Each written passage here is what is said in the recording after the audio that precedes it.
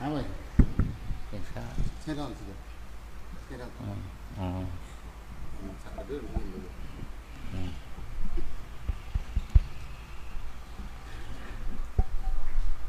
Cô là công to tăng khá lo bao đi la chọn bao yogi bao đủ sarado pragia nhi nya prabra sara kendo graba chu o kata o kata o kata kaya gen wasiga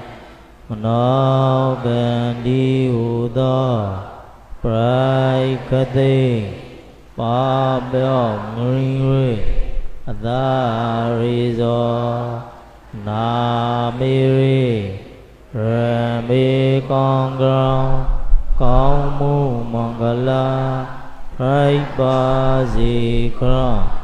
chiu nga Praradana Taradana Tangaradana Diudo Radana Pratomba Saratamadugo Rodi Liamre Lasso Muri Shiko Puzo Pumyo Mejo Kendo Vai Shambra Kendo Rado Kau Mu Kuduken Sirna Dugra Tavidoru Ado Si Ado Ladam Braido Dana Tila Sirna Keno Tagwa Vipādana Nyandi Mānyānto Jesu Pruwe Nibbāngo Nyamau Pura Valui Shamura Phara Sāshito Ratanam Na Tongpa Doa Yotim Nano Lesumore Riko Puzo Pumno Manio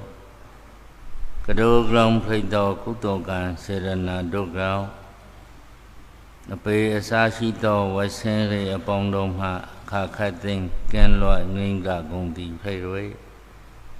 Dadati La Tudasaga Penya Hiri or Daba Dehudo To the Gonga Dana Konaplan Nepison Lavli Lean Manyam Punyan Neban Chanda Dradom Lako Mapan Chanda Luegudo a Champadi Badabra Ya Nai Ram Nai Lue Gladi Pacey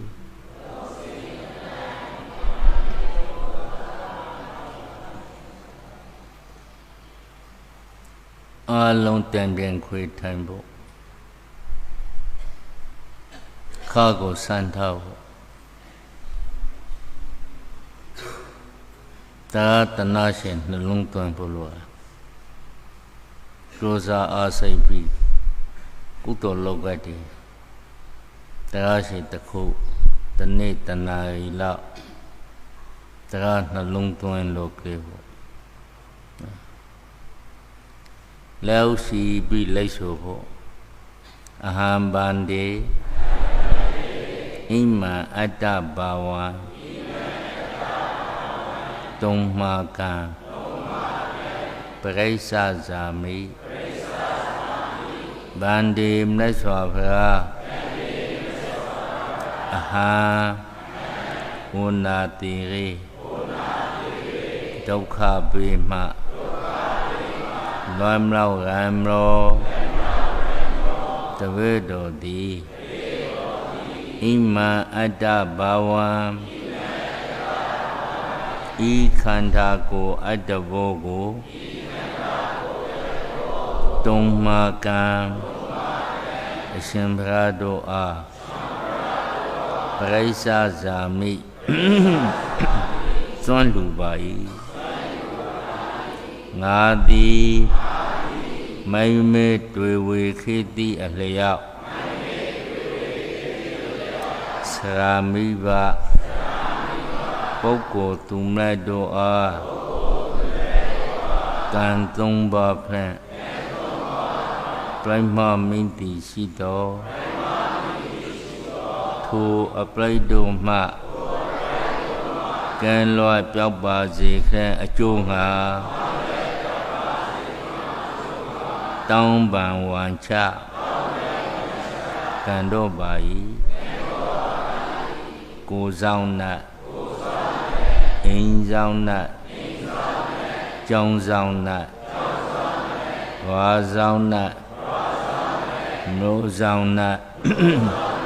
တောဆောင်နတ်တောင်းဆောင်နတ်သာသနာတော်ဆောင်နတ်များနှင့်တကွာရှိရှိသမျှသက်ရှိတတ္တဝါအလုံးတို့သည်အသက်ထဆုံးဘေးရန်ခတ်သိမ်းကံငင်ကြပါစေကောင်းကခတ်သိမ်းစိုးရင်ခတ်သိမ်းကံငင်ကြပါစေစိတ်ဆင်းရဲခံကံငင်ကြပါစေ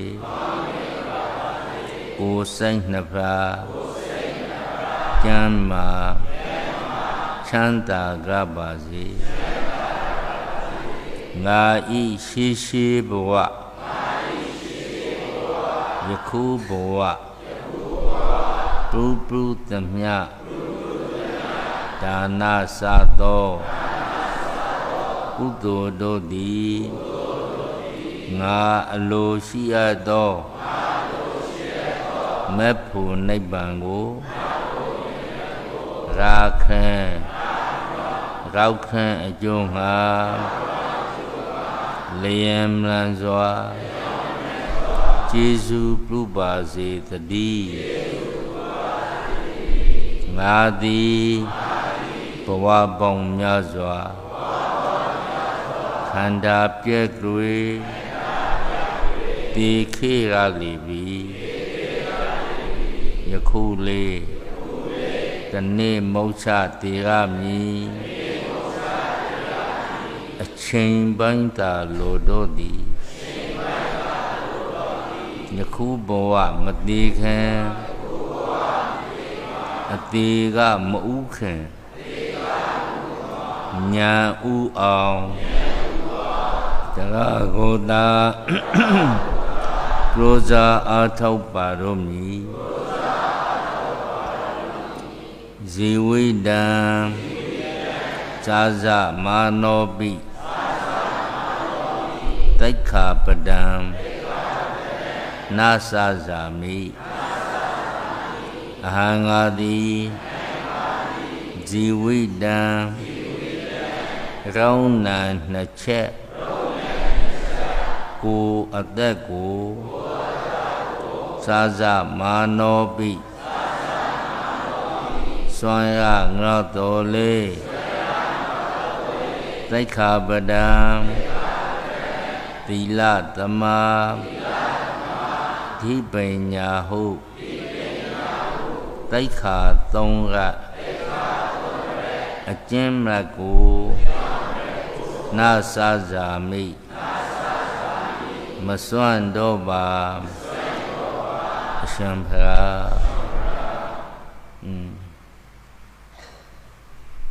တံပြန်ခွေပြီးခါကိုဆန်းတော့ထိုင်ဖို့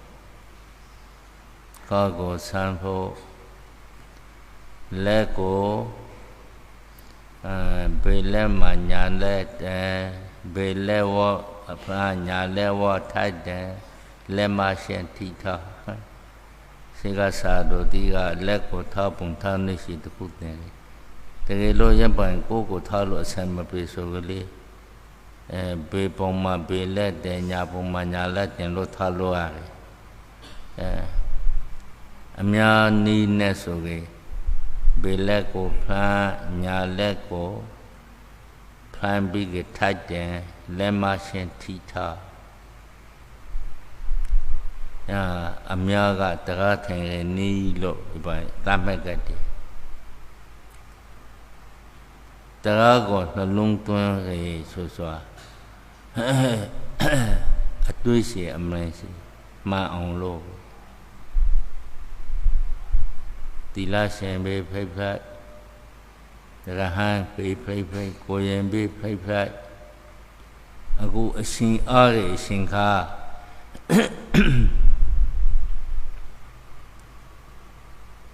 Dung ba wat de ko yen lok de tila shen wat de so so phara ma tha re ne dai owa da pi re saga ta khu shi de ne dai ta ne le mala ne dai ma sa ba owa da pi sa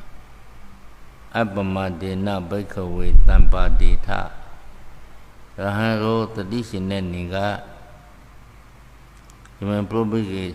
Dunava Ngava Zapro later. Bodo Pado Dunabo Loka Tami Loka Mapra Puampo Kakiri Bola Badadi Tha Ko Tishi Ko Nali Ko Mui Lagabe E Degrati Tidati Luga Para Puampo Loi la khet la so krapu ho phara puan ho khet de la bodo ba do dung no bo lokat phara puan bo khet de so ke phara so sa ko ja be na lya ble so ke aman tara ko ti re poko ti phara be ba aman tara ti poko ti phara aman tara ko tiri poko taba phai pok loka ma khe khe re kudo agudo ti lu ti ga do ko tain ta shin ne ko ti ga chwa be na shang pro ke kudo agudo ti lo phara phai chwa ma ho phara phai bi ke le kudo agudo ko ti ni chwa ma ho kudo agudo ti lo phara phai te ma ho de lo phara phai chwa le kudo agudo ti ni chwa ma ho Amandra ko ti re pamena lia Amandra ko ti re lo na lia Phara phai pho khi re la na Manotta ba wo dung lo bo loka tamai Lu phai pho le kong khi re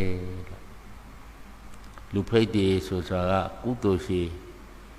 ku to ka kong ma lu phai swa ne trai san phai swa Trai san phai swa mya re ape ngre la swa mya re yang ga Manotta ba wo dung lo bo la lu phai pho khet deလူပဲဖို့ခက်တယ်ဆိုစွာကိုခန္ဓာရှင်နဲ့နားလေလွယ်အောင်ပြုရခဲ့ကိုခန္ဓာကိုစိမ့်စားတတ်တဲ့လူကစိမ့်စားကလေးကိုစိမ့်စားဆက်ရှိတီကိုလုံငန်းရှိတီကိုအပရိုတီဟာငါမနေတော့တဏှာကြီးအတွန်းမှာတဏှာကြီးအတွန်းလောက်ကိုဆိုလူတိုင်းသိ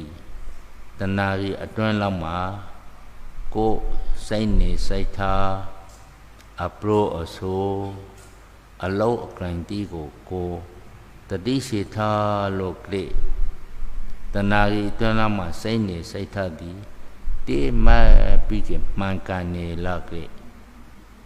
ကိုတဏှာကြီးအတွန်းမှာပဇာနဲ့စကားပရိုကေအမှန်စကားနဲ့မမှန်စကားစာထွက်တယ်လေလို့ကလေးအခန်းစကားနဲ့အမှန်စကားစာထွက်တယ်လေစာပရိုလေးလို့ကလေးတဏှာကြီးအတွန်းမှာနာပြီးတော့အတင်းစကားနဲ့အမှန်စကားစာထွက်လေကလေးကိုတီးလိမယ်ပြီးတော့လှုပ်စွာကင်စွာတဲ့ကိုမူဝါတိလောဟကင်ဟာတိဟာတဏှာကြီးအတွန်းမှာတကယ်မှ24နာရီကိုထောင်းရဲ့24နာရီမှာ24နာရီထောင်းတဏှာကြီးကိုခုဂိန်းလို့ကိုတင်ချာနေနေဆိုရဲ့ခုဂိန်းလို့ကိုတဏှာကြီးအတွန်းမှာကိုလုံးနေစွာတိကိုမူဝါတိနှုတ်မူဝါတိယတိကိအမှန်နဲ့အလွေအကောက်ဆိုရလေ အမှန်လို့ဆိုတာနဲ့အကောင်ဆိုလို့ဆိုတာဇာဖိတ်ဇာမြလေးလို့ကလစ်ကြီးကလစ်တတ်တယ်လူကလစ်ကြီးမလိမ့်မယ်ဒါပေမဲ့ဖို့လေဆိုကြီးစိတ်နေစိတ်ထားတီအပရောဆိုတီအလောက်ကန်တီဟာမစိတ်နေစိတ်ထားမမှန်စွာတီအပရောဆိုမမှန်စွာတီအလောက်ကန်မမှန်စွာတီပြင်မလာဘူးတဏှာရီတွက်မှာမမှန်စွာတီမြနေကြီးနှစ်နာရီသုံးနာရီဆိုတကယ်ဆိုကြီးမမှန်စွာတီချလောက်မြောက်လိဘူးလေကြီးနော်ရန်ကောင်ရမမှန်တဲ့တဖို့ရှိတီးသည်ပိဿုပံမှာအများကြီးဖိတ်လာကြီးကိုဟာစိတ်ရလာရဒီကြီးမောဟဖိစီတွေတွင်နဲ့အပေအောက်ကိုများတယ်တဏှာရီတကယ်အတွင်းမှာကြီးရကိုနှိပ်ပုံလောင်များစွာကိုလှုပ်လာကြီးပလိုလာကြီးကိုစိတ်ကတွေးလာစွာတီးကိုကြိတ်ကြီးတခါတလေတွေးတောင်တွေးဝိုင်းဖို့မဟုတ်ပလိုတောင်သူများကိုတောင်ပလိုဝိုင်းဖို့မဟုတ်ကိုအာကုတုတိစုဆုံးထားစွာတီးအလုတ်တီးအမျိုးမျိုးဖိတ်စွာရဟန်းတီကိုနှိုင်းနေရှိပြီးဘဝနဲ့ရှိပြီးလုံးနေကြီးတွက်ကြည့်နဲ့ဟာနာအာကုသိုလ်မှာပျော်ပိုက်လားကုသိုလ်မှာပျော်ပိုက်လားဆိုခန္ဓာကပြောရတယ်။အဲကြောင့်မနုဿတ္တဘာဝဒုံလဘောလားလူဖိဖို့ခက်တယ်။မြတ်သောအဖန်ငရေတရိစ္ဆာန်ပိတ္တာကောက်သူများတယ်။မနုဿတ္တဘာဝဒုံလဘောအပမဒေနပိက္ခဝေတံပါဒေထလူပိတ္တေခာတတိရှင်နဲ့ထားနေလားလောကစကားနဲ့ပြုတ်ကေဘဝရှုံးလာနေမယ်လားဘဝအဆုံးမခံကြီးနောက်တစ်ခုပပဇိတဘာဝဒုံလဘောလားပပဇိတဆိုအမြတ်ဘုန်းနဲ့ပြုတ်ကေဟန်ဖိတ်နေရရှင်ဖိတ်နေရသီလရှင်မြတ်လေးသီလရှင်ဖိတ်နေကြီးညာသည်အကုသိုလ်နေကနေလို့ကုသိုလ်နေတော့လူပေါင်းကနေလို့ကုသိုလ်ဖိတ်တယ်ပပဇိတဘာဝထွမ်းလောက်တဲ့နေရာတူတူကောင်းနေရရံပန်ကောင်းနေကြီးရံဖိတ်ကိုအားဖို့ဆိုတာအမတန်ခီးရတယ်ရဟန်းဖိတ်ဖို့မောင်ရှင်ဖိတ်ဖို့ဝါစကနဲ့ပြကသီလရှင်ဖိတ်ဖို့သီလရှင်ဖိတ်ဖို့ခင်းရတယ်သီလစောင့်လေဥပုပ်တေမဖိတ်တယ်လူနဲ့ဥပုပ်တေမမစောင့်လူစားလူများလေဆိုမစောင့်လူကများတယ်အဲတော့ရဟန်းတဘောဖိတ်ဖို့လားရဟန်းမောင်ရှင်တဘောဖိတ်ဖို့သီလရှင်တဘောဖိတ်ဖို့ဆိုခင်းရပါလေသီလဆောင်ဖို့ခင်းရပပဇိတဘာဝဒုံလဘောလောကတမေညဒုံလဘကိုသူကရောဇပဉ္စနဲ့အားတယ်ဒုံလဘတတ္တသံပတ္တိတတ္တသံပတ္တိယုံကလေးရှင်နဲ့ပိစုံသူအဖိတ်ကိုရဖို့ဆိုခင်းရတယ်လားတခါတလေကိုယုံကလေးဆက်သည်အောက်ကြခါကြလာဟာဖိတ်မမဟုတ်ဘယ်ဆိုအောက်ကြလာသူဟုတ်မမဟုတ်ဆိုအောက်ကြလာယုံကလေးဆက်ခိုင်မာနဲ့ဖိတ်ဖို့ဆိုတာကမလွယ်လားဒုံလဘတတ္တသံပတ္တိတာမန်ဂိုက်တော်ဝါသဆောနဲ့ပြုတ်လေအနေဆုံးကံဤကျိုးကိုကောင်းစွာလို့ကောင်းကျိုးဖိတ်တယ်ဆိုးစွာလို့ဆိုးကျိုးဖိတ်တယ်လို့ယုံရဲ့အယုံစီယံယုံကိဆက်စေရဖို့တောင်းခေးရတယ်လားလူတိုင်းမလားဖရာကိုယုံကြည်စိတ်ရဖို့ဆိုတာလေပိုခေးရလူတိုင်းမလားအခုကံဤကျိုးကိုယုံကြည်ဆိုရအခါခံစိတ်ရှင်နဲ့တဆင့်တိုးပြီးဒုံလဘကဟန်လုပ်တယ်ဆိုစွာဖရာကိုမယုံကြည်တဲ့ပုဂ္ဂိုလ်ဟာတရားကိုလက်ဒုံလဘလုံးလုံးမရသလိုမောင်ရှင်တို့ဟာလေဖရာကိုမယုံကြည်ပုဂ္ဂိုလ်မရပါသီလရှင်နေရပါမယ်ဖရာကိုမယုံကြည်ပုဂ္ဂိုလ်လုံးလုံးမရလားဖရာကိုယုံကြည်ကောင်းဇာမပေါ်ပါလေဆိုလေစေဘောသီလယူခါလေးဗုဒ္ဓံတရဏာမိကစားခဲ့စေဘောသီလလေးဗုဒ္ဓံတရဏာမိစားခဲ့မောင်ရှင်လုံးလေးစားခဲ့ဘုန်းကြီးလုံးလေးစားခဲ့ယဉ်ယူကိစေရှင်နဲ့တဲအောင်နေဆိုယံဒုံလဘတတ္တသံပတ္တိယတတရှိတခုကိုရဖို့ဆိုစွာလေးအမတန်ခင်းရတယ်အပေလေးဘောမှာမရနိုင်လူဘဝမှာလူလွတ်ဖိတ်နေရလူဖိတ်နေသေးမှာ ဘုဒ္ဓကပရောကံကံဤကျိုးကိုမယုံကြည်သူလားဖရာကိုမယုံကြည်လူကအများကြီးများတယ်များစွာပဲလောကမှာတိတာလောက်အောင်ပရောကဘာသာကြီးလင်းမျိုးမှာဗုဒ္ဓဘာသာအနေဆုံးပဲရကြဖော်ပြလေးဆိုကြကံကံဤကျိုးဖရာကိုယုံကြည်သူနေပါလေလားခရိယံဘာသာကများတယ်ဖရာယုံကြည်လူများပါနေပါများပါမယုံကြည်လူများပါလေလားယပိအစ္စလမ်ဘာသာကဒုတိယလိုက်တယ်သူလေးပိုင်တိစ္ဆာလေးပါးသိတယ်ဖရာကိုမယုံကြည်ပါလားဟိန္ဒူဘာသာလေးတိစ္ဆာလေးပါးသိတယ်ဖရာကိုမယုံကြည်ပါလားဟိန္ဒူဘာသာဝန်တိကိုကြည့်ကြဗုဒ္ဓဂေါတမရုပ်ကိုခိခိုးရလို့ဆိုရင်မသိရလူကကောကတုကဇာသန်လေအေးသူတို့ဖရာကင်ညိုရမနှက်ရလို့မဟုတ်သူတို့ဖရာကင်ကြမဟုတ်သူတို့ကတမန်တော်ကိုကင်ညိုဆိုတာဂေါတမဗုဒ္ဓကိုတမန်တော်တရားကိုလို့တတ်မှတ်တယ်သူတို့စကားနဲ့ဆိုပဲအဝတ္တာကဩဘောတာလို့ခေါ်အဝတ္တာကသူတမန်တော်တရားဝင်နေ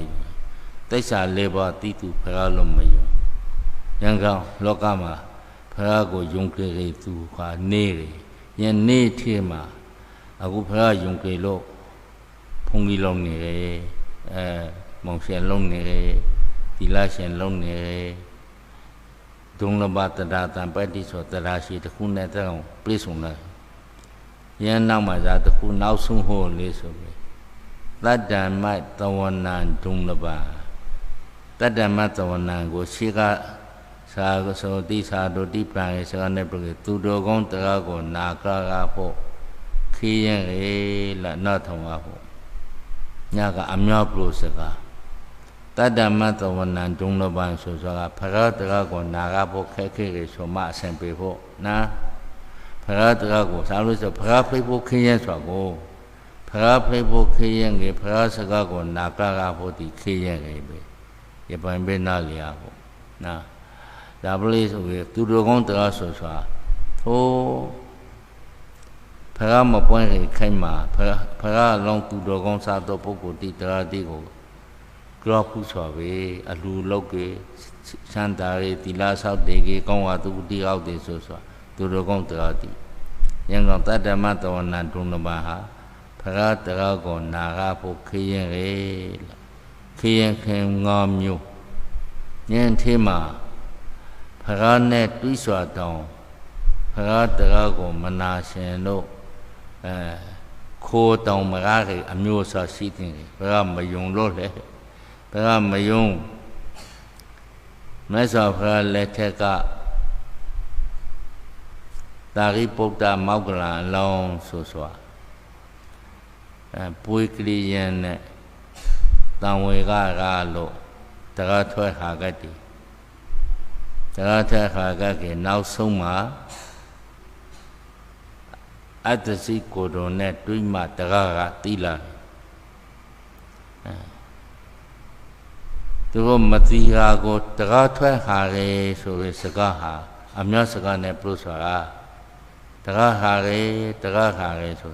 ဒါထေကထင်မှလေးပြုတ်တယ်တရားဟာကိုမာတွေးလို့တရားဟာကိုမာတွေးဆိုတာတကယ်တော့အမှန်ပဲရအမှန်ကိုသိရလူကအမတန်ရှားတယ်ပရိုလူကတော့များတယ်တရားဟာဒါကဘယ်ကောမာတူနေတရားဟာကောမာရှိတယ်ပြန်မှာကမရှိပရိုလူကများတယ်သိရလူကနေတယ်ဘုံကြီးပရိုနေရစကားတခွန်းနဲ့ပရိုကနဂရိုနမွင်းပဲတရားဟာကောမာတူလို့ဆိုရပရိုလူကတော့နမွင်းလောက်များတယ်နမွေးလာမြတ်ကပရောလူကသိရလူကနဂရိုလောက်နေတယ်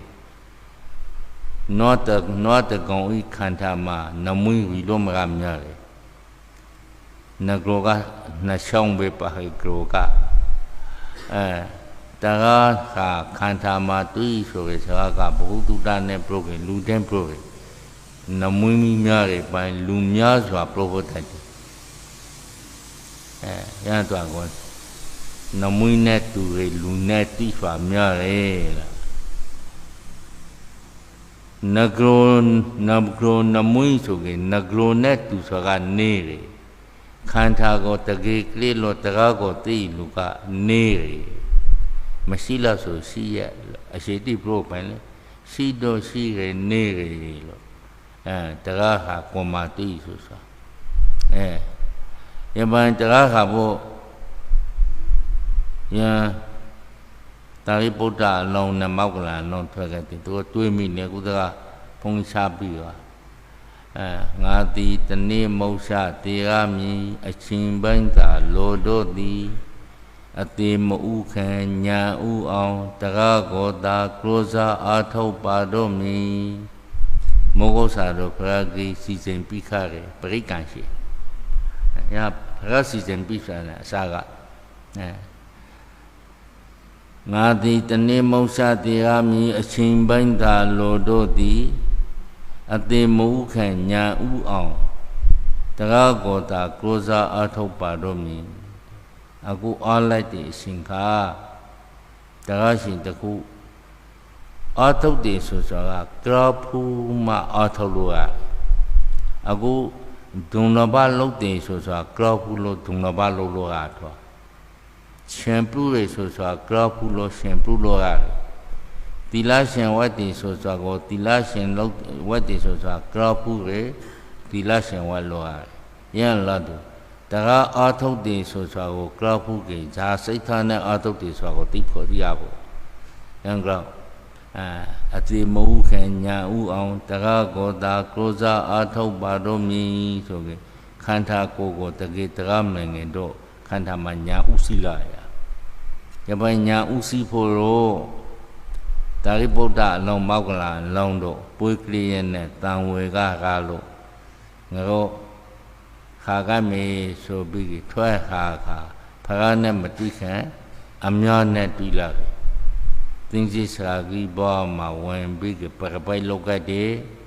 parabai lo ki parabai atai tai phon ne ga parabai ta be ta ti ta ga ma ta parabai ta yakha phara ma point tin ye khai parabai ta ta ti ya parabai ta so so ha ning man lan ja ta mho lo be ma phaka ya ti ko se bi pro ne ga shin kon ko be si bo parabai ta ta ke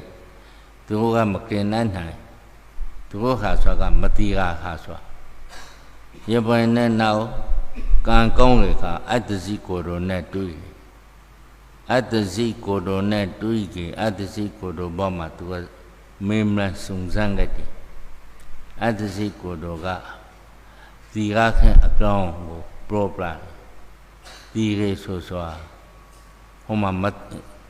ti re so so do ti ni ya ja kaung ti le lo ma ti tu ma ti swa kha bo ti ha ti ni ke ma ti swa khaမတိစွာခါဖို့ဆိုကေမတိဖို့အတွက်တိစွာတိဂျာကုန်းတီလေးလို့အရင်တိဖို့လို့ငါကောမတိကေမတိစွာခါလို့ကမလားရခအတ္တစီကိုတော်ကတီရေဆိုတဲ့ဟာကိုတီရခန့်အကောင်ပရိုပလာတီရခန့်အကောင်ဟာခန္ဓာရှိခန့်ကောင်တီရရဲအဲ့လိုကနာခန္ဓာရှိခန့်ကောင်တီရရဲလားခန္ဓာဖိတ်ခင်းကောင်းတည်ရတယ်လားငါတို့ကခန္ဓာဖိတ်လို့တည်ရတယ်လို့ဗုဒ္ဓဘာသာထဲမှာသိရလူကလေးကုသကပရောပိုင်နဂရောနမွေးကဖိတ်ခါသူနဂရောနမွေးသိလူကနဂရောလောက်နေရခန္ဓာဖိတ်လို့တည်ရတယ်လို့မသိလူကများမသိလူကဗုဒ္ဓဘာသာအခရဘာသာမလို့ပြီဗုဒ္ဓဘာသာထဲမှာဒါဖို့စီလေးဆိုရေးသွီတိုးသွီတော်များကေသွီတော်တဲ့တီနဲ့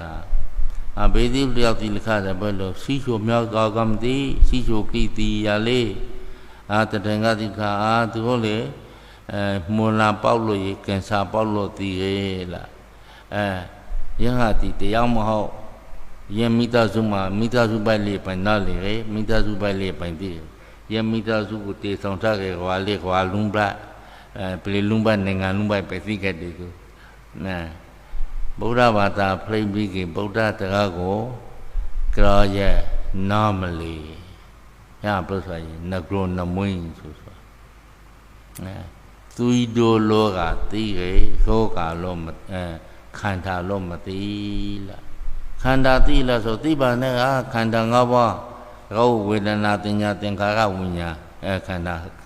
၅ပါးသိညာကစာပလို့ဆိုတာစေထလေးကအရှိသင်လေးကဆိုရဒီခန္ဓာ၅ပါးဆိုကြခန္ဓာ၅ပါးဖိတ်လို့တရားခဲလို့မသိဇာတိနေဆိုသွီတိုကြောင့်သိရလာတော့သွီတိုကြောင့်သိရလာကံစာကြောင့်သိရလာသွီတိုကံစာကိုဒီနေ့တိခန္ဓာလို့နားမလီသိတရားရှိထိုင်လို့ဆိုထိုင်ပါလေပြိပ္ပရှုစွာမဟုတ်ပါလားပြိပ္ပရှုရေသိပါရဲ့သူပြိပ္ပပါခန္ဓာ၅ပါးရောခန္ဓာလေးပြိပ္ပဝေဒနာခန္ဓာလေးပြိပ္ပလို့တို့ပြောဆိုတာတို့သွီတိုကြခါအကောင်မှန်းလေးမသိခန္ဓာမှန်းလေးမသိအခါတခုရောဂါလိုတာရဟတရားမဟုတ်ဟိုတရားမကဘူးလူတို့ထားလိုက်ပြီတရားကိုကဘူးပါလေတရားလုံးနေဆိုလူတောင်ရဲ့ပိုင်ဟာပရောခါသွီတိုလို့ပြောတယ်နားလေခါဒါခန္ဓာလို့နားလေဟာသွီတိုအခါခန္ဓာအခါဆိုတာတရားလုံးဆိုလေကာပြီမလုတ်တဲ့လူကတော့မပရောကိပြီတရားမကဘူးလူကတော့မပရောကိပြီသူမှကိုသွားတဲ့သူတောက်ဆွာရလားဆွာရအဲ့တော့ねမသိလူကသိကြမသိလူနဲ့သိကြလူကြခါရံကပရောဆွာပဲနဂရောနမွင်းဆိုဆွာဆိုင်မုတ်စေကတော့ဗုဒ္ဓဘာသာလို့ဆိုင်ဘုတ်ကတ်ဆွာပဲဗုဒ္ဓဘာသာဟုတ်တော့ဟုတ်တာလေဗုဒ္ဓသနာကိစ္စမင်းဆိုဆွာကိုရံကောင်ယံအနေထာတိရှိကြတော့နဲ့အရှင်အတ္တစီမထေကလိုရန်ရှိပလို့တိစွာဟာခန္ဓာကောင်းလားခန္ဓာကောင်းတည်ရဆိုစွာမြတ်စွာဘုရားကသင်ထားတယ်မြတ်စွာဘုရားဟောစွာလေတိစွာဟာခန္ဓာကောင်းလားဒီပဲဆိုရင်သွီတိုနဲ့တည်ရဆိုစွာလေသွီတိုဟာစားလေခန္ဓာပဲနားလေကသဘောပေါက်ကဖြာလို့တည်ရလားဝမ်းလွာလို့တည်ရလားအမျိုးမျိုးလေယဟတိဇာလေးဆိုခန္ဓာပဲသွီတိုလားဟိုဒါလေ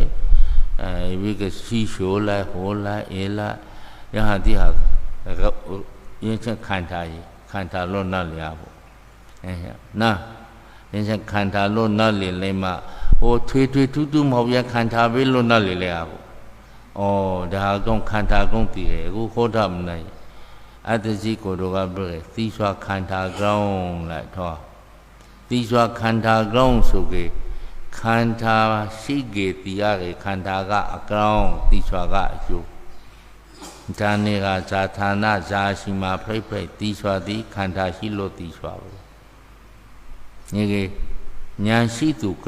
ဟေခန္ဓာကောင်းတည်ကေခန္ဓာမဖိတ်ခင်မတည်နဲ့ကပိုင်တိတ်ပေကောက်လာခါခန္ဓာကောင်းတည်လေခန္ဓာမဖိတ်ခင်မတည်ညသိစ္စာ၄ပါးရေခန္ဓာကောင်းဆိုစွာကစာနဲ့ပြုတ်ကေသမုဒယသိစ္စာတည်စွာကဒုက္ခသိစ္စာခန္ဓာမရှိစွာကနိရောဓသိစ္စာသိရဉာဏ်ကမေဃသိစ္စာမတိစွာကနိရောဓသိစ္စာသိရဉာဏ်ကမေဃသိစ္စာစာကောက်ဘူးစွာပဲစာဖိုက်ကြဒုက္ခသမုဒယနိရောဓမေဃဖွင့်တယ်ဒါစာထင်မှာမဟုတ်ကိုယ်အတိထင်မှာပုံနေရဟုတ်အမှန်ဆိုကဟိုကနော်လေခါနော်လေလောကေဖရာဘွားကောက်ကတည်းကမနာရခမလိုက်စွာဖရာကိုဒါရိပုတ္တရာနဲ့မောက်ကလာကလျှောက်တယ်တပည့်တော်လူဘွားမှာတုန်းကဖရာအမျိုးဟိုရောင်အေးရောင်ဝါစကားနဲ့ကိုက်စကားနဲ့ပြုတ်ကအမျောယုံလို့ယုံနေစွာတောင်းမှမတိခပါအရှင်ဘုရားတရားကိုကလာလို့တပည့်တော်အမှန်တိခါကိုယ်ပုံမှာလေးကျေးဇူးရှိလို့အမွေနေကခခဲ့တင်းစီစရာကြီးကိုတပည့်တော်လာခေါ်ပါရဲ့လားစရာကြီးအခုဘုရားပွင့်နေပြီတရားကိုတိတူရှိနေပြီရမတော်လာခဲ့ဖက်ရဆိုခါတင်းကြီးစရာကြီးကတပည့်တော်ကိုဇာပို့လေဆို ငါမလာနိုင်လားတသက်လုံးစကားလုံးလာပြီးမှသူညောက်ဘမှာတပေးမလုံးနိုင်ရဟာကိုစိတ်ကြကြည့်ပေါ့နော်ငါမလုံးနိုင်လားသူညောက်ဘမှာတပေးခမခံနိုင်ငါစကားပေးတသက်လုံးစကားလုံးနိုင်ရဟာဇာပို့လေးဆိုစကားလုံးတည်ဆိုလေငါသူ့ကိုမယုံပါငါတပေးဖိဖိသူ့ကိုမယုံတော့မနေနိုင်ပါငါကစကားလုံးလုံးနေပေါ့နော်ရဟာကြီးကိုပြောရင်မာနဆိုလေမာနတဏှာတို့မာနတို့စာတို့ဖားရဲ့ကိုကနော်မလေးကိုမမာနတဲ့နေဆိုတာခုပနေနော်မလေးနေမာနကိုသူကဟောက်ထိုင်နေရေကြီးယံတာရိပုတ္တရာနဲ့မောဂလကဖရာလျှောက်တယ်တပည့်တော်ဖြောင်းဖျားလို့ပြောရဖရာစာကြီးအရင်ကလေဖရာမပွင့်သိတော့စာလေးကိုလူမြတ်ကဖရာလို့ထင်ပြီးကိုယ်ဝင်နေကြစွာလူတန်းနေကြစွာအခုဖရာပွင့်နေရအမှန်တိဖရာပွင့်နေရယံဖရာဘောကလူသူလေးဘောတီအောက်ကဖို့ယခစာကြီးကြပြီဘောချာစာကြီးဘောကလူမအောက်ကကြပြီဘောချာလူမလာကြီးယခသူသာပြောလေးဆိုလောကမှာပညာရှိလူနဲ့လူဘင်းအသူများလေးလားပညာရှိလူနဲ့လူဘင်းအသူများလေးဆိုကတာရိပုတ္တရာနဲ့မောဂလအလောင်းကလျှောက်တယ်လူဘင်းများပါနဲ့လားအေးလားမင်းငါအတွက်မပူကြီးလားလူလိမ္မာဖိတ်တယ်ဂေါတမဆိုဂေါတမနောက်ဘာတော့မဲလူလိမ္မာတိလာကလေးလားငါကလူပင်းဖိတ်တယ်ငါဘောကိုလူပင်းဖိတ်တယ်နောက်လူတီကောက်ကိုရေလေဂေါတမနဲ့ပြန်ငယ်ငါပရိသတ်မျိုးဖို့လားလူများနေဖို့ပဲနော်ငါမှလူမနေလားမဲဘောဘာအခက်တွေးဖို့အကြကြကြဖို့လို့မထင်ကြီးလားယင်းစကားကိုကြောက်ကြီးညာရှိသူစိန်စားပြီးအဖေထုတ်ခဲ့ဖရာကိုယ်တိုင်အသက်ထင်ရှားရှိတဲ့သက်တော်ထင်ရှားရှိစဉ်ကဖိတ်ခါရအဖိတ်ဖြစ်ရှိတခုနော်ယံကောင်ဖရာကိုမယုံဆိုတာကိုဘလို့ဆိုတာဖရာကိုမယုံဒီပိုင်ဖရာဟိုဖရာကို၆တေခါဖရာကအေးလားတရားရှိတခုကြာပို့လေးဆိုအတွေးမှအကလန်မှရလူတိဟာအခါခတ်တင်တဲ့ကိုဘလုံးပလန်လဲလားအတွေးမှအကလန်မှရလူတိသည်အခါခတ်တင်တဲ့ကိုဘလုံးပလန်လဲဘလုံးပလန်လဲဆိုတာကိုအမလန်ကောက်ပလာတယ်ဆိုတာအနှိမ့်မရှိဆိုတာကိုအနှိမ့်ရှိရလို့မလဲတဲ့ဘုရားစကားအာတာရေတာကမတိနောအနှိမ့်မရှိစွာကိုအနှိမ့်ရှိတယ်လို့မလန်လာရလားဇာကောင်းလေးဆိုရင်သူဝမ်းထဲမှာအတွေးအကံမှောနေလို့လားဇာလောက်ကောက်ကောင်းလေးတွေ့ကြစားအနှိမ့်မရှိစွာကိုအနှိမ့်ရှိတယ်လို့မလန်ရလားအနှိမ့်ရှိစွာကိုကြားကြအနှိမ့်တာရင်စာတာရတိုက်တင်တော့အတာရေတာကမတိနောတာရင်စာတာရတတိနောအနှိမ့်ရှိစွာကိုကြားခဲ့အနှိမ့်မရှိလို့မလင်ရလိုက်တော့ရဇာလေးဆိုစိတ်ထဲမှာမင်းစွာဒီအမိမွေးမျက်စိနဲ့မင်းစွာမဟုတ်အတိကိုပြပါစွာအတိဆိုစွာကအတွေးမှအကံမှရသူတိတိအနှိမ့်ကိုအကာမလင်ရအကာကိုအနှိမ့်မလင်ဘရောင်းပလာမလာရယပန်အကာကိုအနှိုက်ကိုအကာဘရောင်းပန်မခင်းတီတခါမဟုတ်လားအတွေးအကံမှောလို့လားညပိုင်မှားရဲ့အတွက်နဲ့အမလန်မှားလာရဲ့အကံမှားကြီးအမလန်မှားကြီးပဲဆိုလို့အကံမှားကြီးအမလန်မှားကြီးမှားကြီးအမလန်မှားကြီးတလောက်နဲ့ကြည်လားဆိုကြီးသူအနှိုက်ကိုလုံးဝမရရအကာကြီးကကိုတေတာကနာတိကိသန္တိယံဘလုံးပံမဲလူတိတယ်အနှိမ့်နဲ့အကာအနှိမ့်မကအကာပေးတာကိုယပအကာပေးတာကိုမဟုတ်စွာကိုပေးတာတော့ဘောလားနော်ယမဆိုဘဝခန္ဓာကိငါတို့လောကမှာဘုရားတရားကိုမကောက်ဘူးကေ လူဘဝလူခန္ဓာလူစိစိန်လို့မနေကဆိုပဲနတ်ဘဝနတ်ခန္ဓာနတ်စိစိန်လို့မနေကဆိုပဲဗြဟ္မာဘဝဗြဟ္မာခန္ဓာဗြဟ္မာစိစိန်လို့မနေကဆိုပဲကိုယ်စိတ်ထဲမှာမလဲဟာကိုနောက်လေကိုယ်အသက်25နှစ်ရှိရာ50ရှိရာ80 80ရှိရာသူများလောက်လို့မတွေ့ခဲ့ကိုယ်ကလေးငါတင်နိ25နှစ်ရှိရာ50ရှိရာ80 80ရှိရာငါစိတ်ထဲမှာကဇာပိုင်သိနေလေကိုမေဆိုကေဒီဟာဒီအနှိပ်ပဲလူစေးစဉ်လူဘဝလူခန္ဓာဒီဒါအနှိပ်ပဲဒီဟာဒါနှိပ်တဲ့ဘုကောင်းကအနှိပ်ပဲဘယ်လိုမလဲ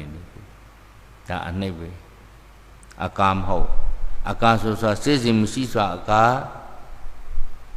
အခါရမရှိစွာအကာစေးစဉ်နည်းနဲ့အတိုင်းဝန်းရှင်နဲ့ရှိတာစီအနှိပ်ပဲဒါလူဘဝရေးစေးစဉ်ရှိပဲလို့ရပိုင်မလဲနေစွာဒီ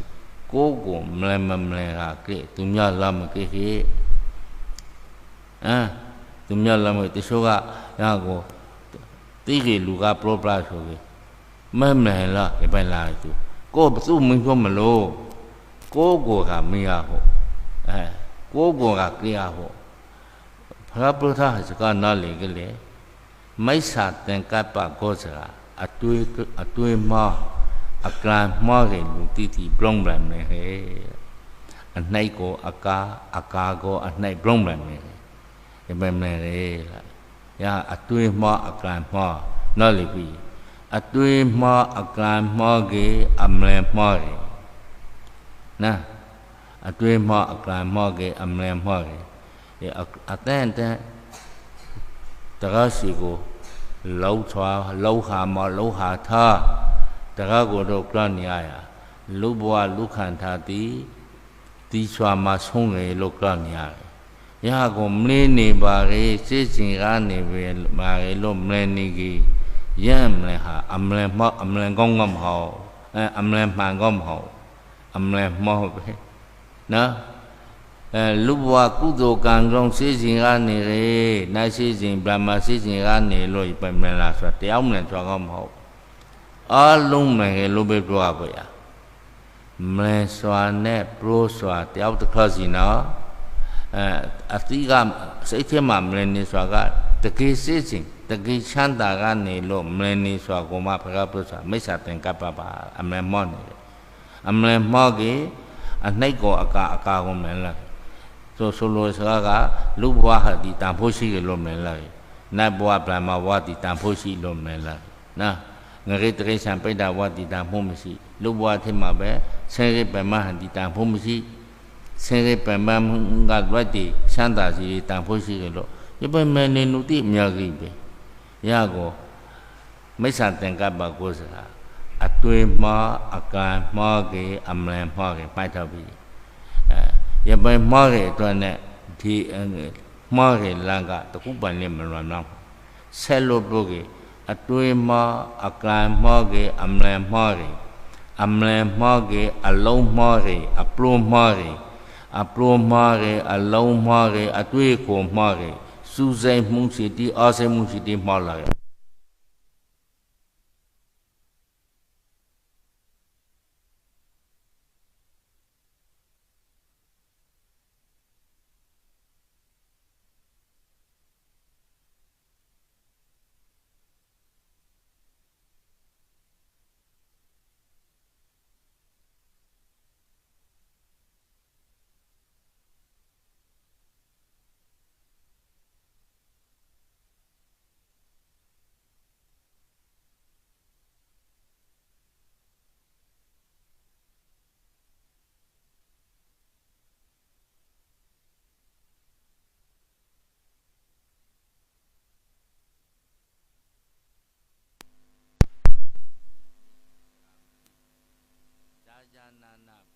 မေတုစကားရှိကေအနှိတ်ကိုအနှိတ်မှ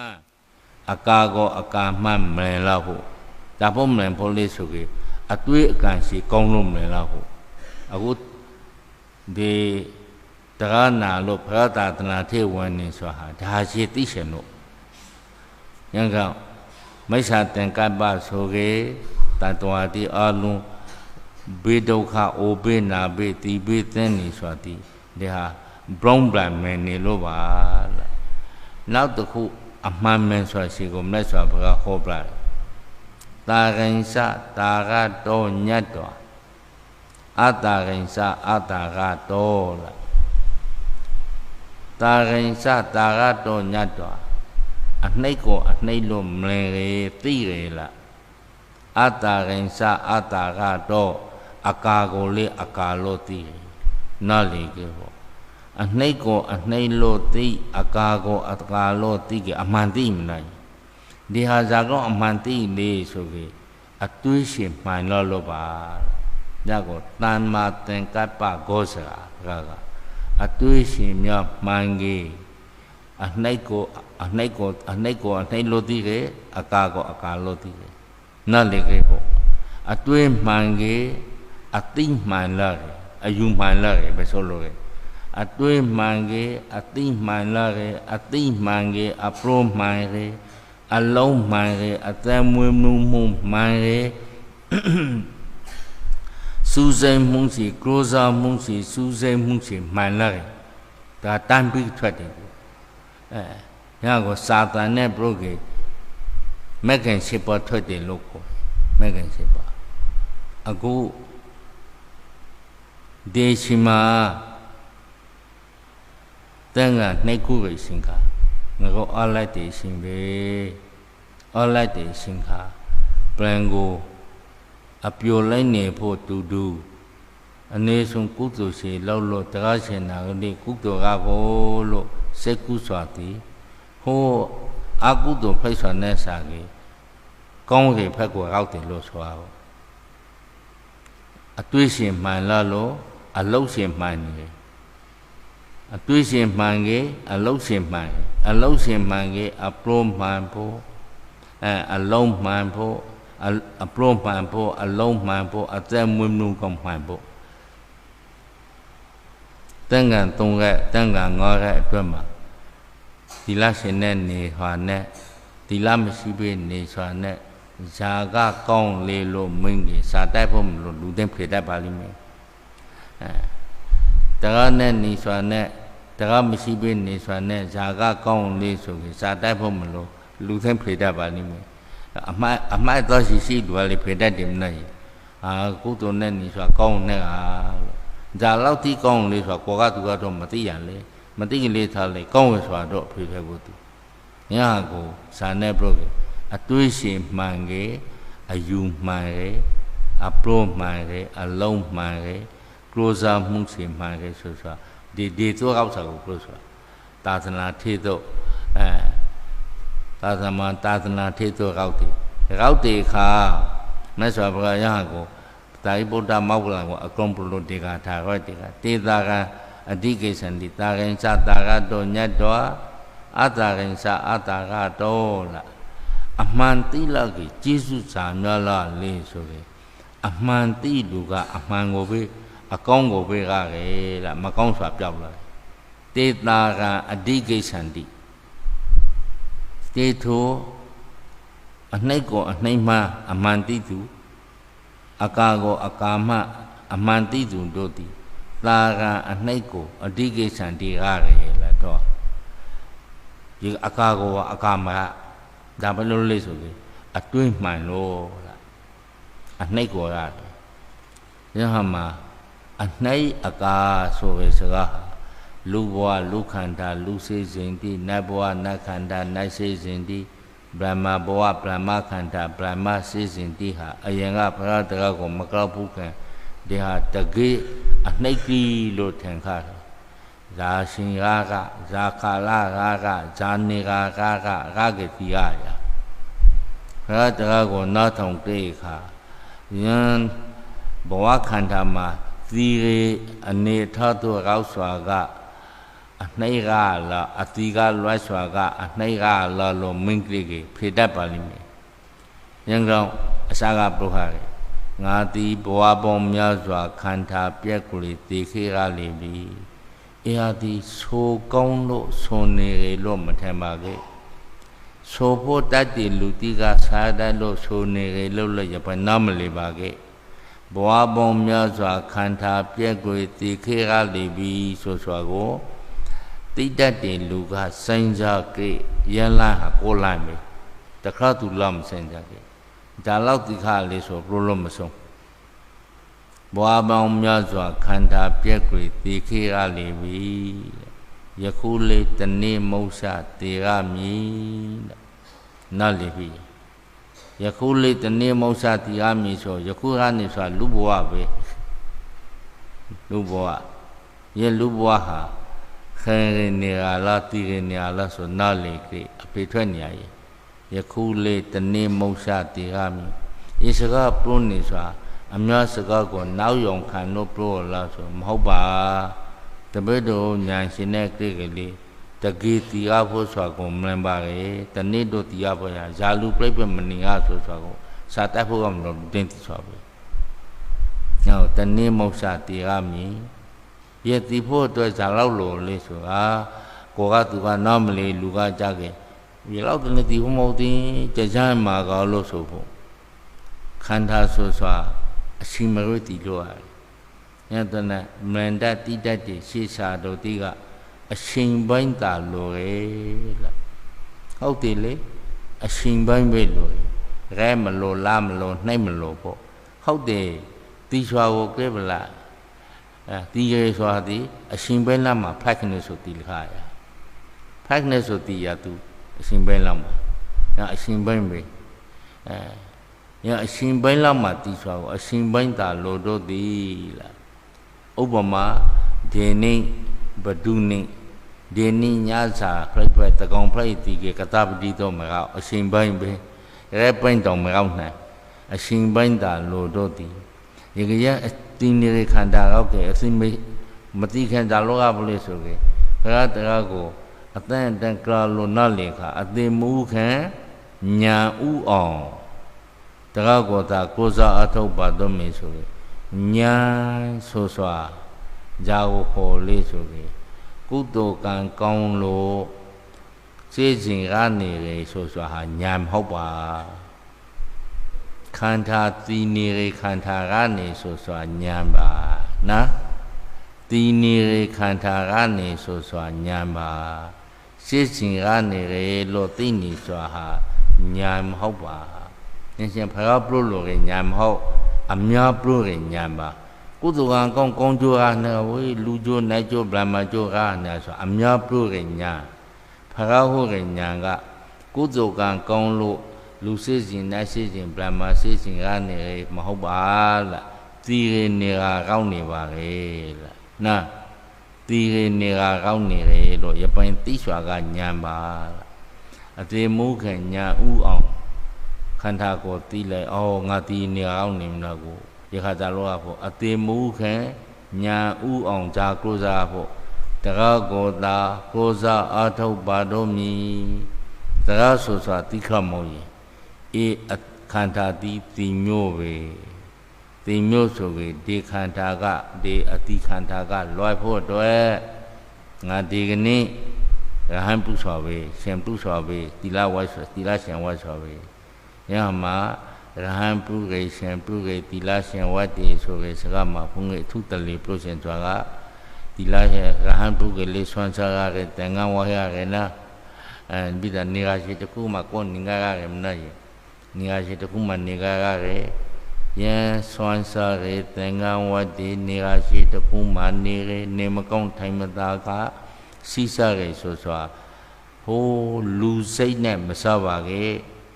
ဖရာတန်ရဲ့စိတ်နဲ့စားဒါဘောဆွမ်းစားနေလေးဆိုပြီးအတီကလွတ်အောင်လို့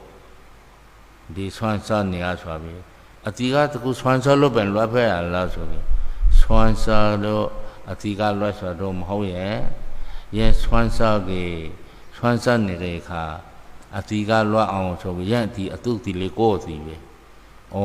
ငါမတိခင်ဆွမ်းစားနေရမလားကိုနော်ဆောင်းစားနေစွာလေး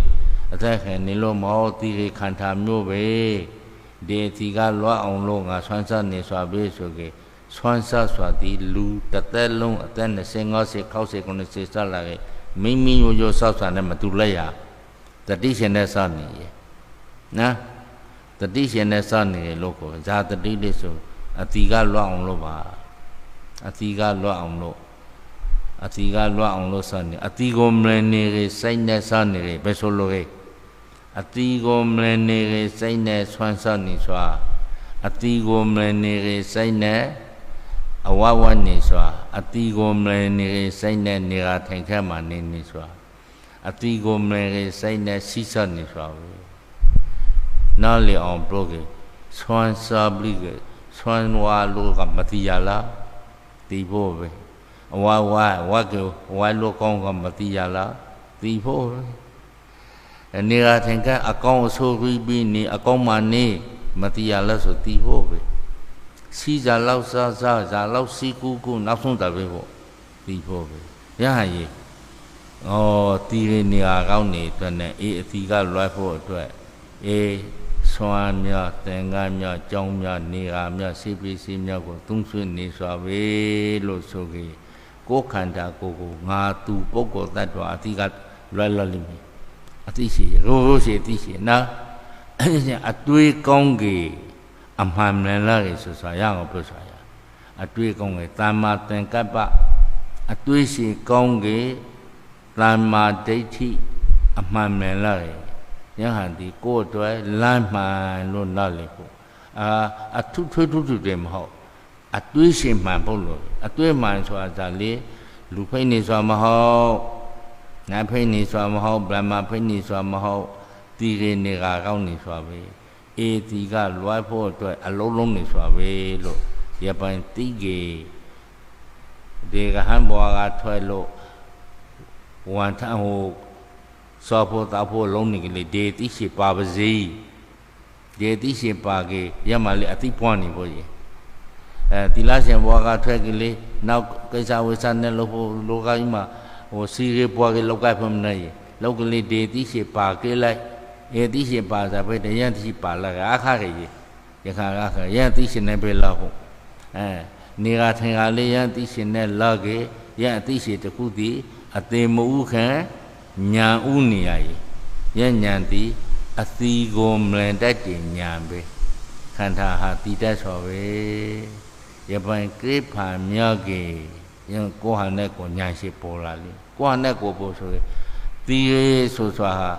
ကောင်းနာဤဖိတ်ပြည့်စီကိုနှဲ့ဖန်မှဒီတင်းနေပုံစီကိုကြာနာရှင်မအောင်ပြုံးမယ်အတိမဥခံဇာဥဟာဖို့ညာဥအောင်တကားကိုသာကိုးစားအထောက်ပါလို့မြည်ပထမအဖိုက်ရှင်နဲ့လိုက်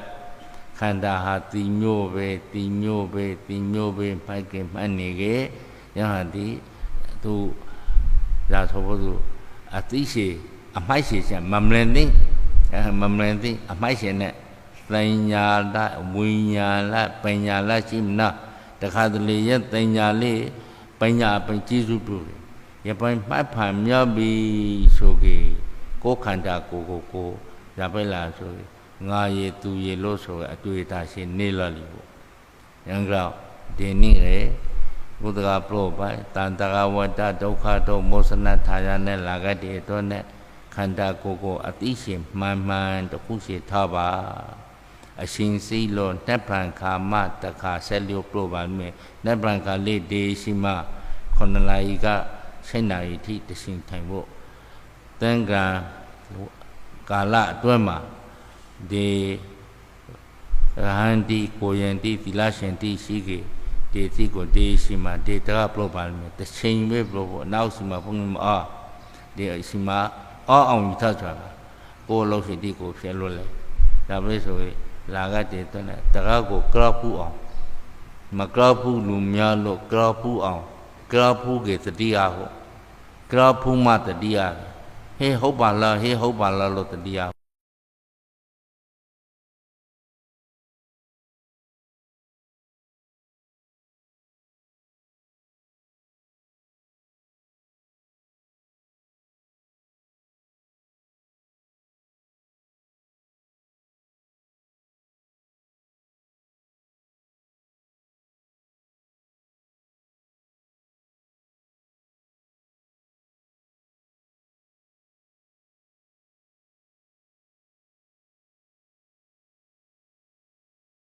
ကဲအရှင်စီတော်တော်ကောင်း